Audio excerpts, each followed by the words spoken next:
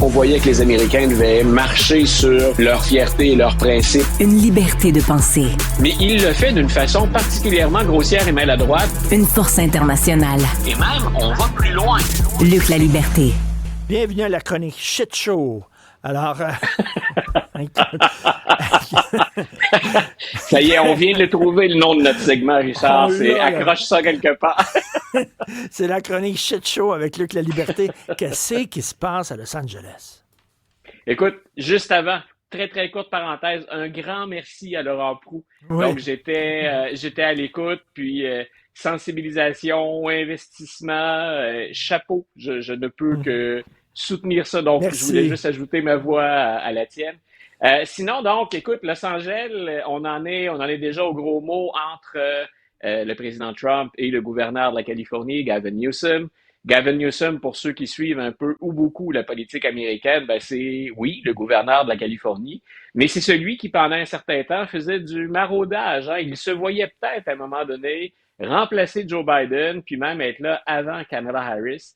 C'est quelqu'un à qui on prête des ambitions présidentielles et c'est une des figures démocrates importantes aux États-Unis, puis une figure démocrate qui essaie en plus de recentrer le message depuis la défaite des démocrates aux mains de Donald Trump.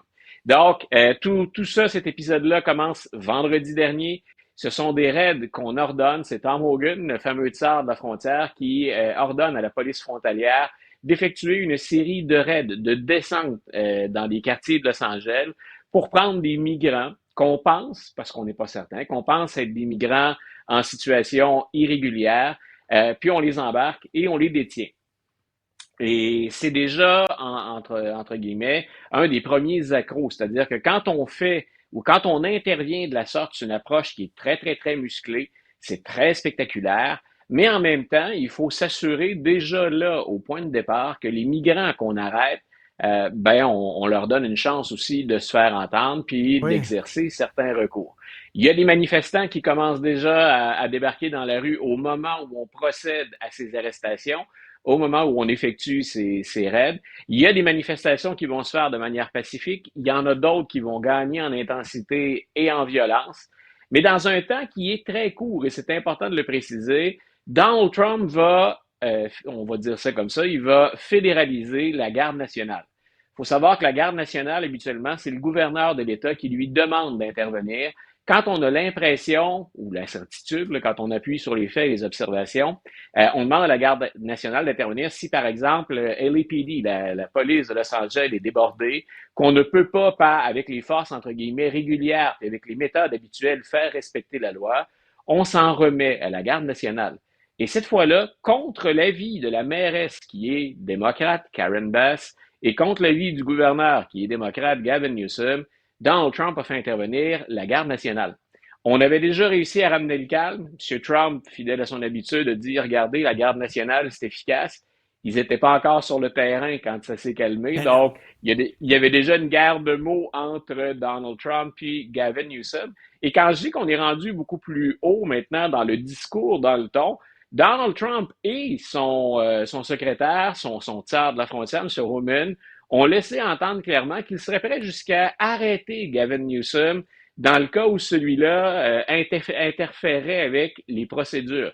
Gavin Newsom a répondu aujourd'hui, ou l'État de la Californie a répondu aujourd'hui, on va poursuivre l'administration Trump pour cette décision d'en appeler à la garde nationale, malgré les avis contraires de la police de Los Angeles ou de la mairie de Los Angeles et du gouverneur Newsom. Écoute, Max-Émile vient de me donner une dépêche, là, tension en Californie, 500 militaires supplémentaires seront déployés à Los Angeles. C'est énorme. Est-ce que ça va mettre de l'huile sur le feu, j'imagine? Bien, c'est là où il va falloir être particulièrement attentif parce que, d'abord, quand le président Trump utilise la garde nationale, il y a comme 3 grandes catégories de raisons. En passant, tiens, anecdote historique, là, ça fait une 60aine d'années qu'un président américain n'a pas demandé l'aide de la garde nationale sans l'appui du gouverneur d'un État. Donc, on est hors de l'ordinaire. Là. On est vraiment dans quelque chose, c'est un nouveau chapitre. Donc, est-ce que ça peut mettre de l'huile sur le feu? C'est ce que le gouverneur de l'État Et c'est ce que la mairesse de Los Angeles pensait. Vous êtes arrivé trop vite, vous êtes arrivé trop fort. Donald Trump, lui, ce qu'il vend, on le sait, puis les Américains accrochent à ça, puis il y a des motifs aussi tout à fait sensés d'accrocher à ça. Donald Trump dit on va jouer la loi et l'ordre, on va jouer la force, on va intervenir vite, on va rassurer les Américains. Cependant, ça ne dispense pas le président de se soumettre à la loi ou aux règles existantes. Et c'est ce qu'on a laissé entendre. C'est vous avez peut-être agi prématurément, puis vous êtes peut-être en contravention avec ce que vous invoquez pour envoyer la garde nationale. Et deux, c'est carrément une escalade. Et il y a vraiment une politisation du dossier dans ce cas-ci. Et ce qu'on renvoie comme message à la Maison-Blanche, c'est vraiment, vous avez fait grimper l'intensité d'un cran. Et aujourd'hui, parce on a bien sûr, on est dans un fuseau horaire différent, ça a semblé beaucoup plus calme du côté de Los Angeles aujourd'hui, les reportages que je suivais pendant la journée, mais c'est pas terminé. C'est pas terminé et on n'est pas en soirée non plus. Donc, on verra. Écoute, d'un bord comme de l'autre, est-ce qu'on essayait de politiser cette situation-là? Par exemple, tu dis la mairesse et le gouverneur sont démocrates. Yeah. Peut-être qu'ils ne voulaient pas que Trump intervienne parce que lui, il est républicain, puis ça pourrait le servir s'il intervient. Il s'en sortirait plus populaire. Je sais pas. Oublions, mettons, Trump. Oublions la mairesse, puis oublions le gouverneur. Est-ce que la situation sur le terrain était telle qu'on avait besoin de la garde nationale? Est-ce que c'était le foutu bordel dans la rue, les incendies partout? Si on se fie aux premières observations avant que la garde nationale intervienne, normalement, là, on n'en était pas là. Et c'est pas une situation qui était nouvelle ou qui débordait le cadre des interventions de la police de Los Angeles. Ensuite, il y a beaucoup de facteurs qui peuvent intervenir. Est-ce que c'est la seule confrontation? Le seul fait de voir apparaître la garde nationale puis de se sentir défié, pourchassé. Il y a beaucoup de manifestants qui ont dit, nous, on est là parce qu'on n'aime pas cette administration-là, qui utilise l'approche musclée tout de suite puis qui le fait souvent en jouant avec les mots, en jouant avec le sens de la loi. Ce que Donald Trump a invoqué, lui, c'est on n'est plus capable de faire respecter la loi avec les moyens, entre guillemets, normaux. Parce qu'il y a trois grandes raisons pour la garde nationale. Carrément, s'il y a une invasion, s'il y a une rébellion visant à remplacer ou à renverser le gouvernement, ça nous rappelle peut-être un 6 janvier 2021, ça, donc la garde nationale qui a le droit d'intervenir dans ces dossiers-là, mais elle a le droit d'intervenir quand, quand dans les procédures habituelles, on est débordé et on ne peut plus faire respecter la loi. Et je ne pense pas qu'au moment où Donald Trump a demandé à la garde nationale d'intervenir, on en était là. Et c'est là où je dis, c'est difficile d'oublier complètement qu'il s'agit de Donald Trump ou de Gavin Newsom de l'autre côté. C'est que cette situation-là, elle sert le discours de Donald Trump dans le seul dossier pour lequel les Américains l'appuient encore majoritairement. Par contre, il y a une nuance. Quand on regarde les sondages, on verra dans les prochains jours si on a des coups de sonde qui disent ou qui donnent un son de cloche différent. Mais les Américains précisent deux choses. On est derrière Trump plus qu'on était derrière Biden parce qu'on pense qu'il va faire le travail sur l'immigration, lui.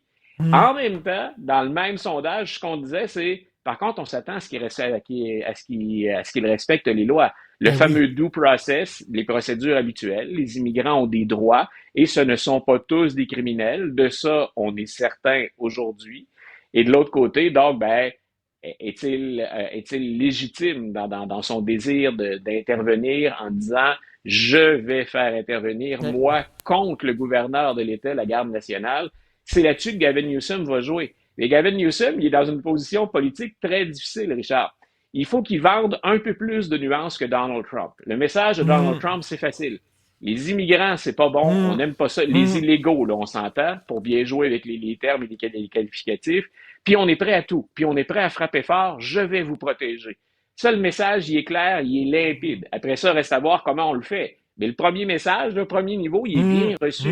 Gavin Newsom, il doit expliquer un petit peu plus là-dedans. Il fait dans la nuance. Et c'est pas long que la nuance en 2025, dans un climat qui est très, très, très polarisé. La nuance, c'est souvent, malheureusement, c'est soit on est un peu indolent, soit on est un peu permissif, soit on n'est pas assez dur. C'est vu comme une marque de faiblesse, à tort ou à raison. Donc, Newsom doit, lui, composer avec, il n'a pas le choix, avec des nuances. C'est exactement ce que dit Giuliano da Empoli dans l'heure des prédateurs en disant les autocrates sont populaires parce qu'ils ne sont pas nuancés. Ils voient le monde en noir et blanc, puis ils Message bougent. facile à comprendre. Message facile à comprendre. Merci beaucoup. Et ton message était facile à comprendre aussi. Merci, Luc. Mais nuancé. Mais nuancé. Salut. Mais nuancé. Salut.